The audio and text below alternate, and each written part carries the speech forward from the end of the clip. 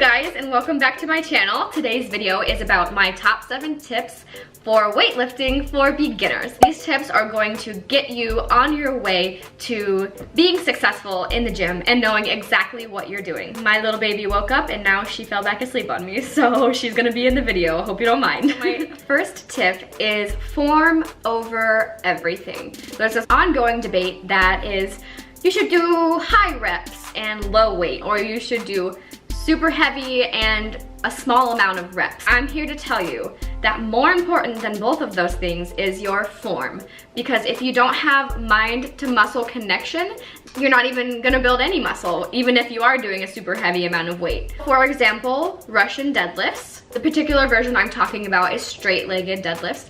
So you'll want to have a slight bend in your knees. And you really want to focus on sitting back into your hips. This is going to focus it on your glutes while also having good form. Make sure you're not arching your back. For the love of God, do not arch your back. Keep your back as straight as possible and really try to feel the stretch in your hamstrings. Or curls. You want to pinch your elbows in at your waist and use only your biceps to lift the weight, not momentum from your body rocking back and forth.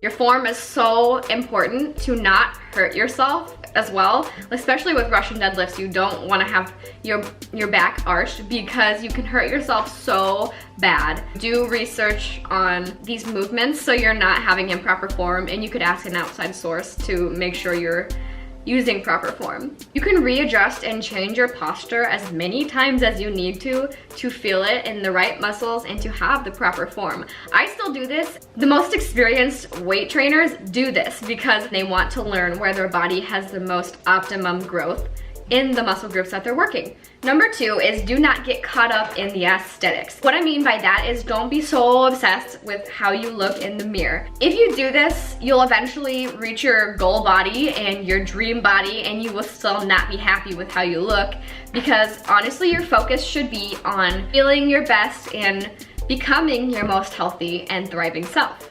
Tip number 3 is to record your progress with photos. I say this because you can write down your inches and you can step on the scale, and neither of these will be an accurate depiction of your progress. Muscle is more dense than fat, so sometimes it may look like on the scale that you're gaining weight and you're like, what the heck, I've been working so hard for the past like 3 months in the gym and I keep gaining weight.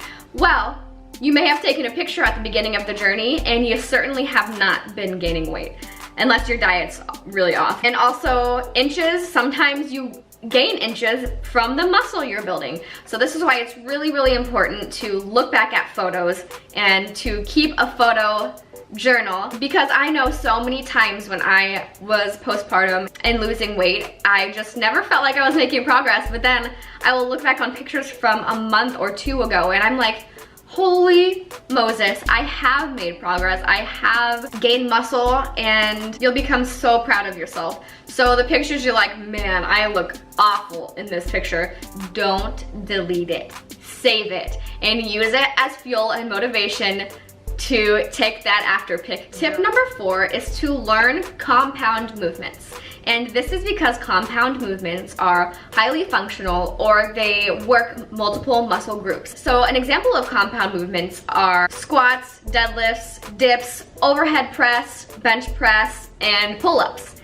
There are smaller accessory movements that are all over the place, and these are okay to use on occasion. Your number 1 priority should always be to learn the compound movements first and get those down, learn your form and learn what benefits your body the most, and do those first. The accessory movements can be your second priority. She keeps peeking like, Mom, who are you talking to? Tip number 5 is to accept outside help. I know this can be so hard and intimidating when you don't know anybody in the gym. It can also be equally as beneficial. There are so many options for this. Besides talking to people in person, you can use YouTube. There are so many good channels with workout advice, tips, and workouts with everything included, like the sets and reps. My channel is one of those channels. I have a lot of different workouts. Whitney Simmons is amazing. I'll make sure to link a few of these channels below. YouTube is an excellent resource.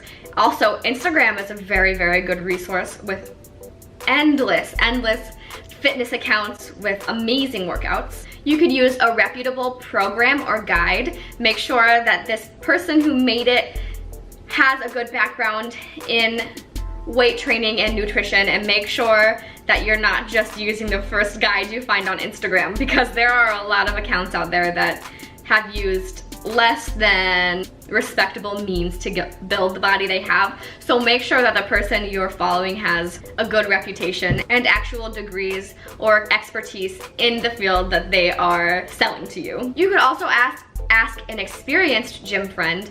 I know it's, like I said, it's hard to reach out to people, but people are gonna be flattered. Like, if they look experienced and they know what they're doing, they're gonna be flattered when you ask, hey, is my form okay on this exercise? And they'll say, oh, I would love to correct you, I would love to help you out. And if it's financially possible for you, I would say you could hire a trainer. It's really, really helpful to maybe just have a few sessions. You don't even have to do it for 6 months or a year. You could just do like 3 or 4, or maybe even less sessions to get you started, because they're gonna have some very good advice as long as it is a reputable trainer. So make sure you ask them some questions and make sure they're certified at least.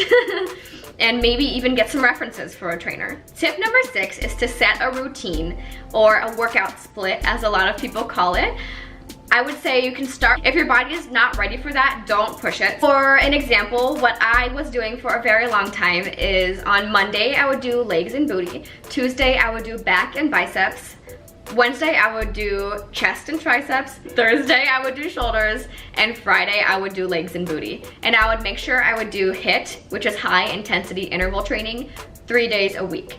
And HIIT is where you want to get your heart rate up and then rest for a minute. And you want to make sure you are giving it your full exertion on each of those intervals. I have a few HIIT circuits on my channel already. There are beginner workouts as well. So make sure you check those out if you don't know what to do. What I like to do is I like to plan out my workouts for the week on Sunday, write them in a planner, and there's just something so satisfying about checking it off for the day. So if you do that, it'll set in your mind that, okay, this is what I'm doing today in the gym. Make a plan and execute it. So my 7th and final tip is trust the process and do not give up.